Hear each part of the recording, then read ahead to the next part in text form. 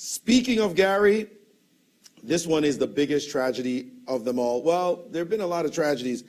This was pretty bad. You know why? It's the first game Garry was just winning. Just winning. Right here in this position, it was a wild game throughout. Garry, by the way, spent 3 minutes on 3 moves.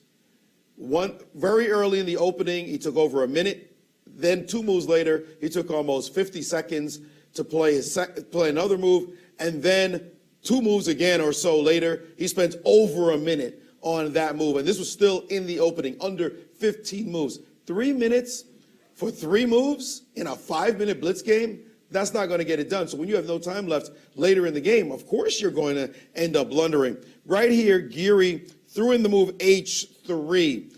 A bad move, it turns out. All Garry had to do was play G3, and now he has 2 connected passers, a safe king, and this pawn's going nowhere because you could just play queen takes on H2. The queen would come over, grab the pawn, note that he's up in exchange, and 2 pawns in this position, definitely dominating. But with no time on his clock, he saw the move H3, he just threw in A5, and rook to G8, suddenly threatening rook takes on G2. He tried bishop F1, H takes on G2, and his kingside has been smashed. Something is going to end up on the H1 square.